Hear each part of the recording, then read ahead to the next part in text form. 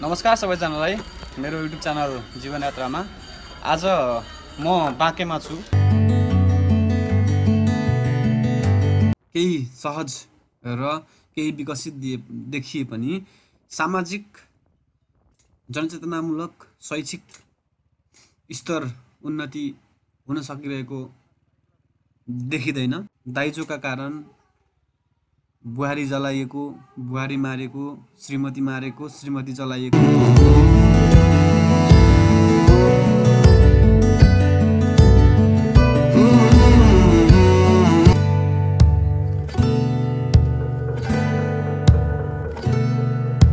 तयार होस् कसैको निर्देशनमा होइन, स्वविवेक र तराईको माटोको आवश्यकता अनुसारको चाहिँ नीति तथा त्यहाँको विकासका लागि योजनाहरू आओस्।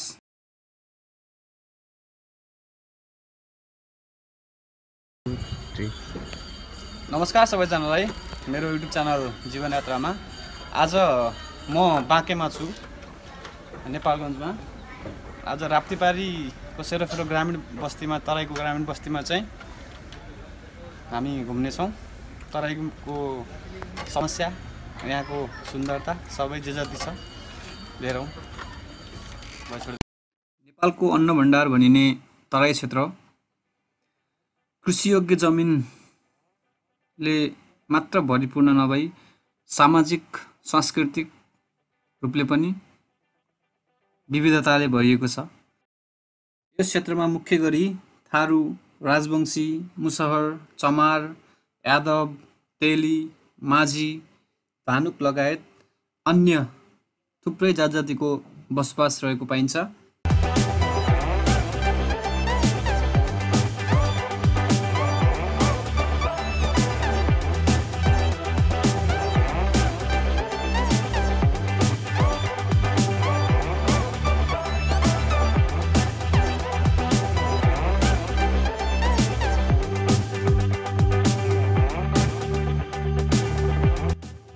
तराई क्षेत्र समथर उर्वर कृषियोग्य हुनुका साथसाथै सांस्कृतिक विविधताले पनि भरिपूर्ण छ।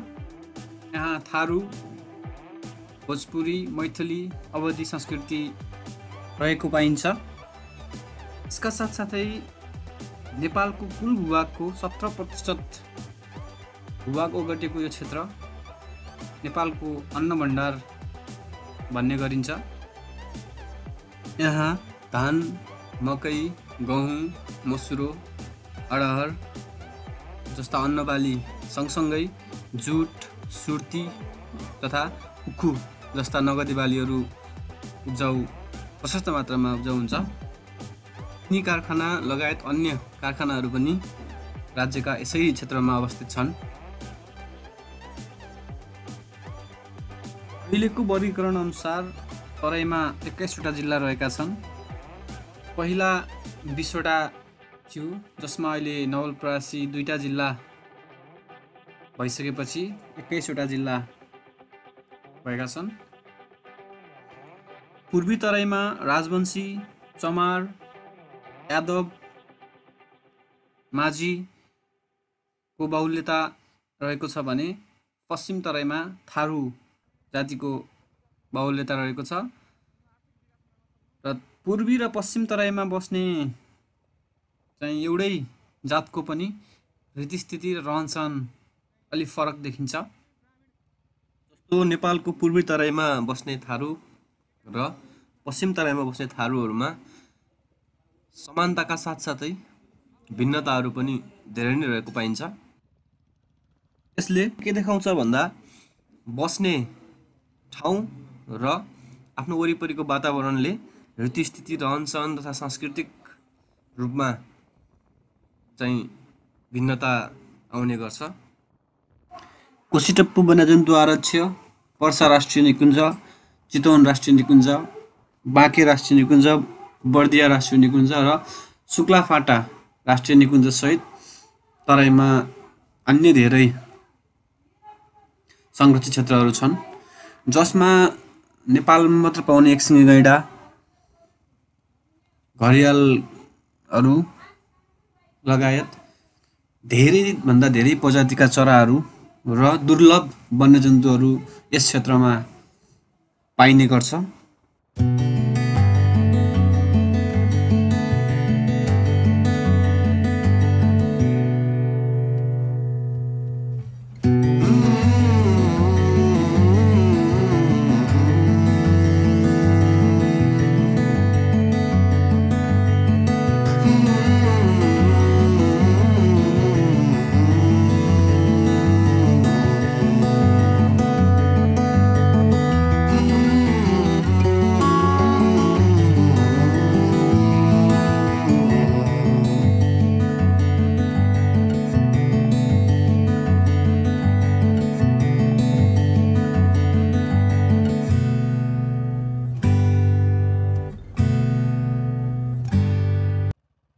भौगोलिक हिसाबले विकासका लागि सहजता भए पनि सोचे अनुरूप तराई विकास हुन सकेको छैन। मुख्य सहरहरू राजमार्गको क्षेत्र वरिपरि बाहेक अन्य ग्रामीण क्षेत्र तराईको अझै पनि अविकसित नै छ। समथर भूभागका कारण सडक पूर्वाधारका लागि केही सहज र केही विकसित देखिए पनि सामाजिक जनचेतनामूलक शैक्षिक स्तर उन्नति हुन सकिरहेको देखिँदैन। सामाजिक चेतना अभिवृद्धिको कुरा गर्दै गर्दा कतिसम्म समस्या छ भन्दाखेरि अझै पनि राज्यले यत्रो धेरै चाहिँ राज्यको पुँजी दाइजो प्रथा उन्मूलनको लागि विभिन्न सरकारी तथा गैर सरकारी अन्तर्राष्ट्रिय तथा राष्ट्रिय संस्थाहरू लागि पर्दा पनि दाइजोको समस्या जिउको जिउ नै छ। कैयौँ छोरीहरू दाइजोका नाममा अविवाहित बस्नुपर्ने र कैयौँ छोरीहरू दाइजोकै कारणले जल्नुपर्ने ठुला ठुला शिक्षित परिवार ठुला घरानाका भनिने चाहिँ परिवारहरूमा पनि दाइजोका कारण बुहारी जलाइएको, बुहारी मारेको, श्रीमती मारेको, श्रीमती जलाइएको, एसिड चाहिँ आक्रमण गरेको जस्ता कुराहरू अझै पनि सञ्चार माध्यमबाट सुन्न पाइन्छ। छोरी जन्मिनुलाई ठुलो अभिशाप मान्नुको कारण सायद यही होला। परिवार नियोजनको ज्ञान नभएर या ज्ञान भएर पनि छोरा मोह जसले वंशको विकास र भोलि आफ्नो सबै इज्जत मान सम्मान धान्ने जुन एउटा गलत सोच र संस्कार छ, यो छोराको कुरा त नेपालको हिमाल पहाड तराई जतातिर पनि उस्तो नै हो। तैपनि छोरा पाउने आशमा जब 3-4 जना छोरीहरू तराईको कुनै एउटा परिवारमा जन्मिन्छ भने त्यो परिवारलाई चाहिँ ठुलो अभिशाप भए जस्तो चाहिँ आइपर्छ।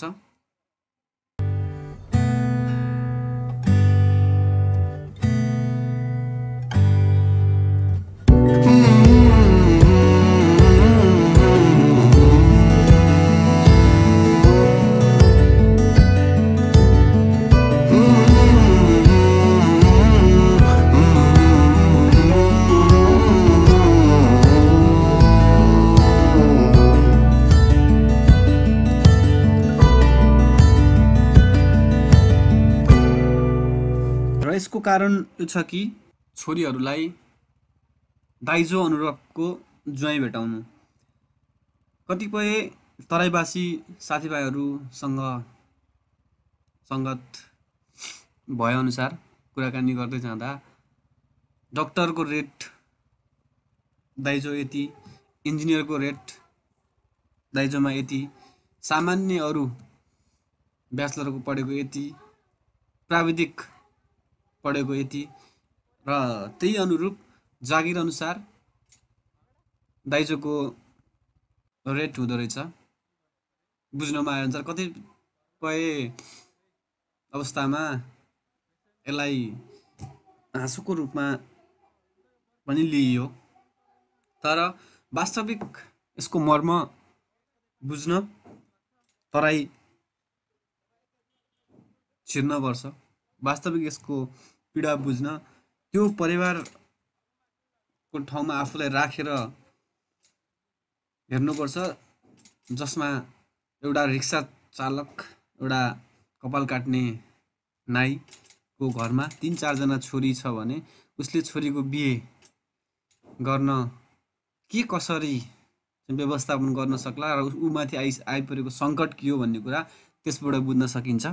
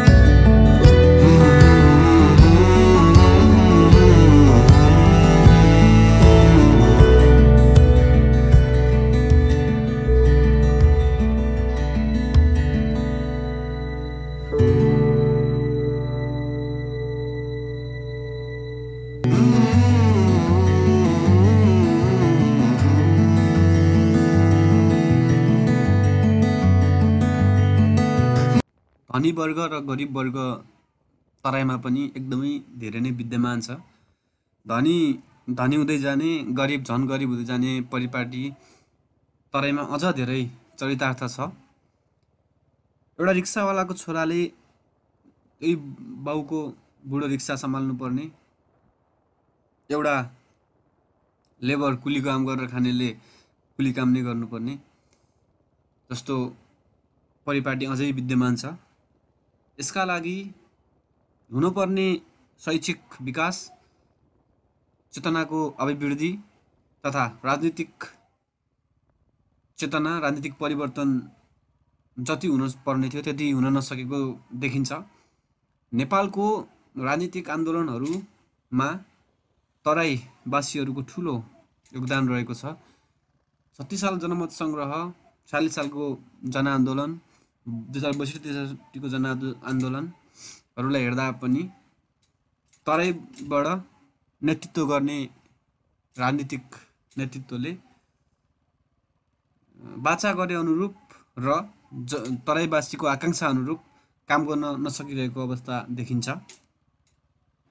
समग्र नेपालको राजनीतिक अवस्थाको कुरा गर्ने हो भने पनि राजनीतिक अवस्था तराई र अन्य पहाड हिमालतिरको उस्तै हो। हिजो पञ्चायतकालीन अवस्था, निर्दलीय अवस्था र पछि विभिन्न चरणमा भएका आन्दोलनहरू हेर्दाखेरि जो हिजोका पञ्चेहरू थिए उनीहरू नै करिब राजनीतिमा उनीहरूकै सङ्ख्या हाबी हुने। हिजोका जमिनदारहरू तराईको हकमा हिजोका जमिनदारहरू नै पछि आएर विभिन्न राजनीतिक पार्टीहरू सम्हालेर त्यहाँको नेतृत्वमा उनीहरू नै एउटा निश्चित खानदान, एउटा निश्चित घरानाहरू मात्रै राज्य व्यवस्थामा पहुँच राख्न सक्ने, यो माथिल्लो वर्ग र तल्लो वर्ग भनेको सामान्य जनता, जसलाई चाहिँ तराईमा एकदमै धेरै समस्या छ, जसलाई 2 छाक टार्नलाई रिक्सा तान्नै पर्ने, ठेला तान्नै पर्ने, कुल्लीको काम गर्न पर्ने अवस्था छ। हुन न त समग्र हाम्रो राष्ट्रको राजनीति नै हाम्रा नेताहरूको हातमा र हाम्रो हातमा छैन। विदेशीबाट परिचालनको हिसाबले चलिरहेको छ। यसलाई एउटा प्रयोगशालाको रूपमा प्रयोग गरिँदै आइएको छ। 2007 सालपछि 2017 साल, 2036 साल, 2046 साल, 2062-63, त्यसपछिका 2072को नाकाबन्दी, यी कुराहरूलाई एनालाइसिस गर्दाखेरि के देखिन्छ त भन्दा हाम्रो शासन व्यवस्थाका नायकहरू चाहिँ पूर्ण रूपमा परिचालित नै छन्। हाम्रो कर्मचारी तन्त्र यति भ्रष्ट छ कि जो चाहिँ एउटा राम्रो भिजन लिएर कोही आउन खोज्यो र केही काम गर्न खोज्यो भने पनि काम गर्न नदिने अवस्था छ। यसको मतलब कहीँ न कहीँबाट परिचालित र भ्रष्ट मानसिकता नै हो। तराईको हकमा कुरा गर्नुपर्दा तराईबाट नेतृत्व गर्ने राजनीतिक दल, राजनीतिक नेतृत्वहरूले तराईका जनतामाथि एकदमै धेरै अन्याय गरेको देखिन्छ। तराईबाट नेतृत्व गर्ने जुनसुकै राजनीतिक पार्टी, व्यक्ति, सबै भन्न मिल्दैन, त्यो मध्ये धेरैभन्दा धेरै चाहिँ शासन व्यवस्थामा पहुँच राख्नेहरू चाहिँ कतिबाट निर्देशित छन्। 2072 सालको भूकम्प सँगसँगै जुन नाकाबन्दी लगाइयो, त्यो नाकाबन्दी एक हिसाबले भन्नुपर्दा तराई केन्द्रित राजनीतिज्ञ, तराई केन्द्रित राजनीतिक दलहरूकै निर्देशनमा भारतबाट लगाइएको थियो। यसले के देखाउँछ त भन्दा तराईबाट नेतृत्व गरेर केन्द्रीय राज्य सत्तामा पहुँच राख्ने नेतृत्व तराईका लागि नभएको देखिन्छ। तराईमा गर्नुपर्ने शैक्षिक सुधार, तराईमा गर्नुपर्ने सामाजिक विकास, तराईमा गर्नुपर्ने पूर्वाधार विकासका कुराहरू छोडेर कसैको इसारामा काम गरिरहेको अवस्था छ। यो भनिरहँदा सबै चाहिँ परिचालित, सबै कोही न कसैबाट परिचालित छ भन्न खोजेको होइन। केही हाम्रा कर्मठ तराईका नेतृत्वहरू पनि हुनुहुन्छ जो चाहिँ सदैव राष्ट्रिय अखण्डता र सार्वभौम नेपालको पक्षमा लडिराख्नु भएको छ। सीमा रक्षाका लागि भारतीयहरूसँगको लडाइँमा आफ्नो रगत बगाइरहनु हुने तराईवासी चाहिँ नेपालीहरू दाजुभाइहरू प्रति उच्च सम्मान छ। उहाँहरू हुनुहुन्छ जङ्गे पिल्लर बनेर सिमानामा तैनात हुनुहुन्छ र हामी आज हाम्रो सिमाना चाहिँ बचाउने प्रयत्न गरिरहेका छौँ। राज्यले लगानी गर्दा गर्दै पनि तराईमा विकास हुन नसक्नु, यही राजनीतिक नेतृत्वको कमजोरी, राजनीतिक अवस्था, सामाजिक विकास हुन नसक्नु, स्वास्थ्यको विकास हुन नसक्नु, रोजगारीको चाहिँ विकास हुन नसक्नुको कारण यही गलत राजनीतिक नेतृत्व र गलत राजनीतिक संस्कार नै हो। त्यसैले अब तराईमा हाम्रो तराई हामीले नै बनाउने गरी एउटा राजनीतिक नेतृत्व तयार हुन जरुरी छ।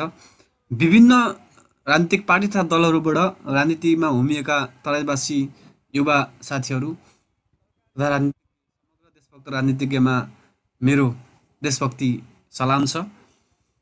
तराई अरू कसैको निर्देशनमा होइन, तराईको अनुसार चल्नुपर्छ, तराईवासीको हिसाबमा चल्नुपर्छ। तराईमा स्वास्थ्यका समस्या, रोजगारीका समस्या, सामाजिक विकास चाहिँ तराईवासीले नै गर्न सक्नुपर्छ। त्यसैका लागि कुनै दक्षिणी उत्तरी शक्तिहरूले निर्देश गरेको पाच्य हुने अवस्था छैन। तराईमा एउटा राम्रो नेतृत्व चाँडै नै तयार होस्, कसैको निर्देशनमा होइन, स्वविवेक र तराईको माटोको आवश्यकता अनुसारको चाहिँ नीति तथा त्यहाँको विकासका लागि योजनाहरू आओस्। शैक्षिकसँगै सामाजिक तथा आर्थिक उन्नति हुन जरुरी छ। रिक्सावालाको छोराले रिक्सा, ठेलागाडाको छोराले ठेलै चलाउनु पर्ने अवस्थाको अन्त्य होस्। 2-4 बोरा सामानमा भन्सार छली गरी जीविकोपार्जन गर्नेहरूको समस्या हल होस्।